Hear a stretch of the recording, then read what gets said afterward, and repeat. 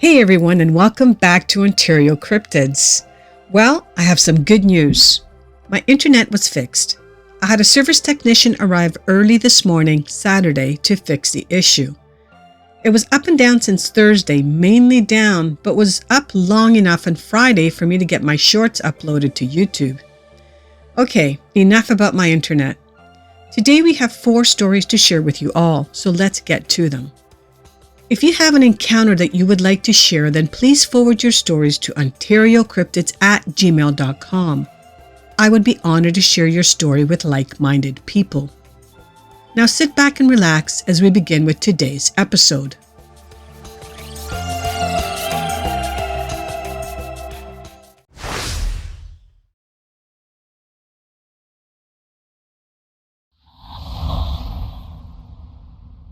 So this one comes from a Reddit user called Ziploc9000. The date is unknown, and this took place somewhere in the UK. I was around 18 at the time, and 2 friends and I were walking home late at night after a night out. We passed a cemetery in the UK when something caught our eye that was positioned where the metal cemetery fence should be. All 3 of us looked over, and we'd seen a normal-sized human-like figure, except every inch of it was glowing as if it had been dipped in fluorescent paint from head to toe. It had no discernible facial features, but it was slightly out of range to know for sure. After about 5 seconds, it started walking towards us. Then a few seconds later, it started running towards us. We shit ourselves and ran off, never to see it again. I'm now a lot older, and I'm extremely inquisitive as to what it was. I don't know if it was paranormal or alien in nature. I've even been back with cameras more than once and found nothing. One detail that I'm not sure about, but I think it also started from a place that had a glowing arch, like a flower arch shape that was glowing. The color was either near white or totally white. It absolutely could not have been a real person. We used to go into cemeteries late at night to scare ourselves, which being respectful. Maybe it was scaring us away or protecting us.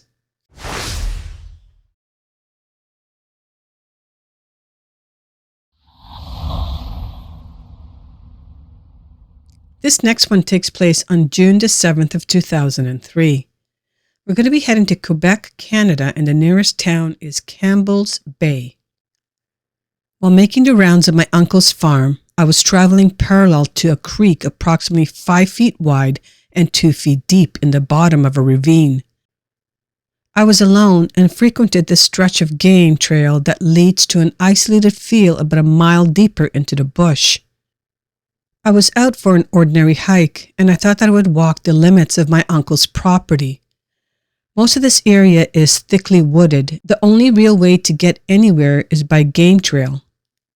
Reaching a bend in the trail directly next to the creek, I happened upon an impossibly large track just at the water's edge in the mud.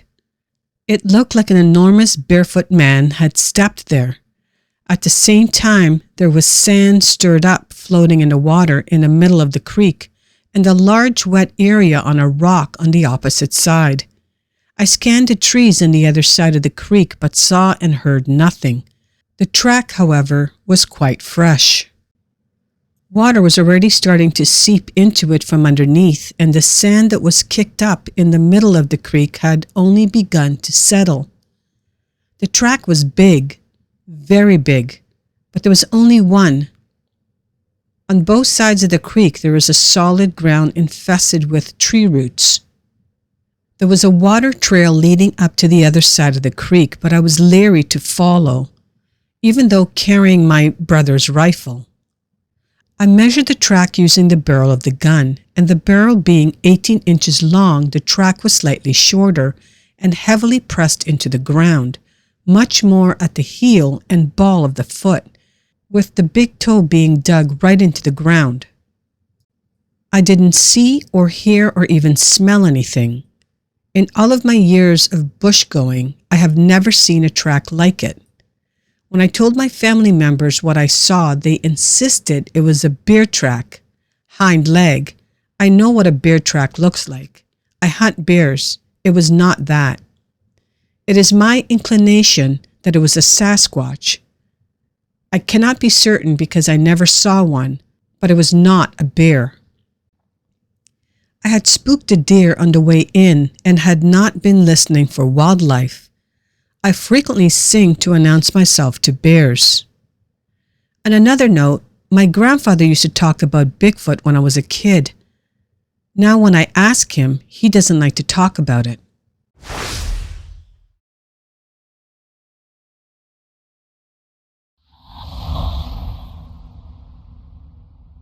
This next one takes place on January 23rd of 2024. We're heading to Osceola County, Florida, and the nearest town is Kissimmee. I'm using an alt account because this is a very personal experience and something my sister and I have only told one other person. This happened in Central Florida on January 23rd, 2024.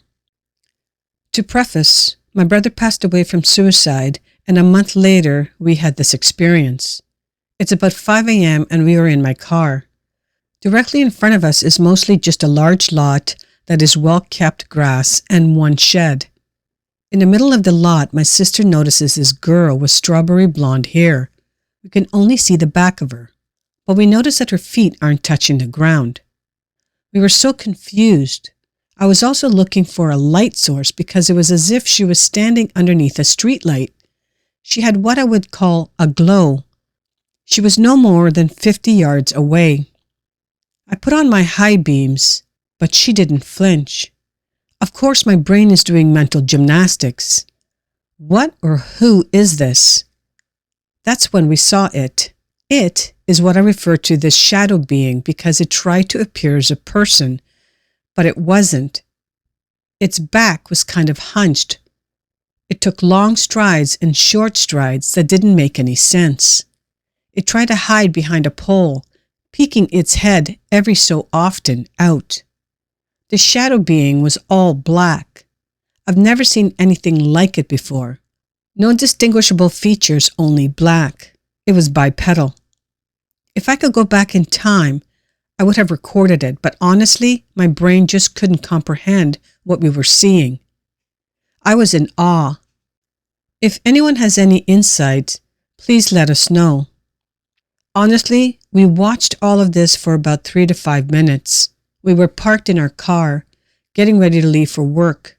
We said a prayer, and my sister watched as I backed out. The girl never moved. As far as we know, the shadow being didn't follow us. We were extremely scared and chose to get the heck out of there.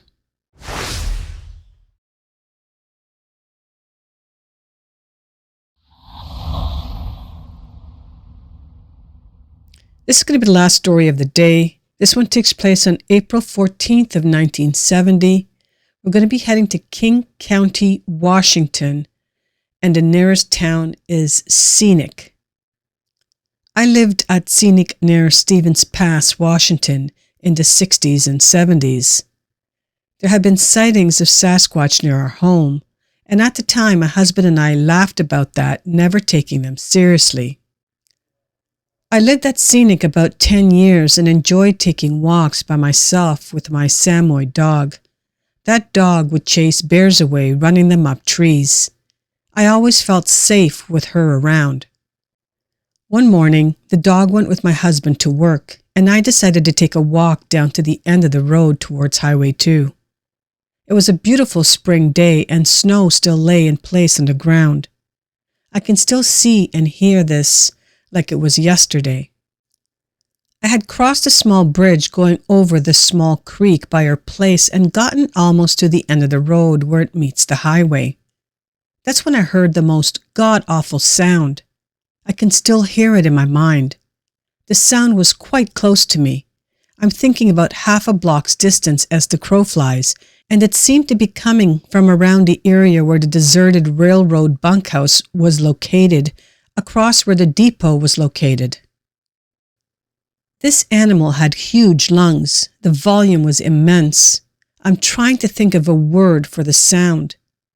It started sort of like a roar and went to a shrill pitch. then a pause of about 3 seconds, and then the same sound with a shrill pitch, a pause of about 3 seconds, and another sound. That was it. And since I didn't believe in Sasquatch, I wasn't scared of it, just curious. I knew all of the calls of the animals around our mountains, and this wasn't the same. I've tried all of these years to figure out what made that noise. I stopped into the Forest Service office after this happened and asked them if they had ever heard this sound. I was trying to explain to them as best as I could, but they never took me serious. I received the same response from my friends that lived in Skykomish. Then after I moved to Spokane, sometime later, I was watching Unsolved Mysteries. They played sounds that sounded very similar and said to myself, "There's the sound or the closest to it," I thought. No one's going to believe this. I worked at a hospital in Spokane, and one of my Indian patients and I got to talking about my experience. She had seen a Sasquatch come into her camp as a young girl and chased it away by beating on a drum. She said the most outstanding thing she remembers about her experience was the human look in its eyes. So the Native American have known about them for years. I truly think that Sasquatch would be found around the area of Scenic near Stevens Pass, Washington. For 10 years, I walked all through those mountains with my small children, and these Sasquatch never bothered us. The next day, I checked the area where the bunkhouse were, and I saw and heard nothing more. About a year or two before, I heard there were kids from the University of Washington that said that they had seen a Sasquatch. They were looking around and above our house at Scenic, going through a railroad tunnel looking for it. My husband and I were out for a walk and noticed these huge boulders rolling down the mountainside. My husband and I were looking up towards the mountains, wondering what was going on, and I said to him, "What the heck is going on up there?" He laughed and said, "The fools, the kids, they said they saw a Sasquatch and are looking for it." Now, I'm not so sure. Well, that's going to wrap things up for today. I hope you all enjoyed these encounters today, and the shadow being stories were interesting, especially the second one with the two sisters. That one had not just a shadow being, but it also had a young girl that was floating. Very interesting indeed. I'm not sure what the message was supposed to be there, but in any case, before we get to acknowledging the current OC members, I would just want to say, be safe on Monday with the solar eclipse event.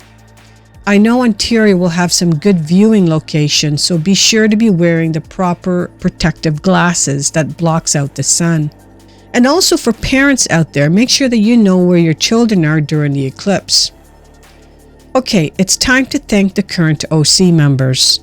The current members are Elizabeth, Jim, Diana, and Teresa. Thank you so very much for your support. I have recently posted a new OC membership video that walks through in detail what it means for you if you are a member. So please go ahead and check out my latest membership video. If these stories remind you of another encounter that you may have had and would like to share, then please forward your encounters to OntarioCryptids@gmail.com. I would be honored to share your story on this channel. Thank you all for listening until the end. I truly appreciate it. Please hit the like button on your way out and smash the subscribe button if you're new to my channel. Have a great weekend, and I hope to see you all next week right here on Ontario Cryptids.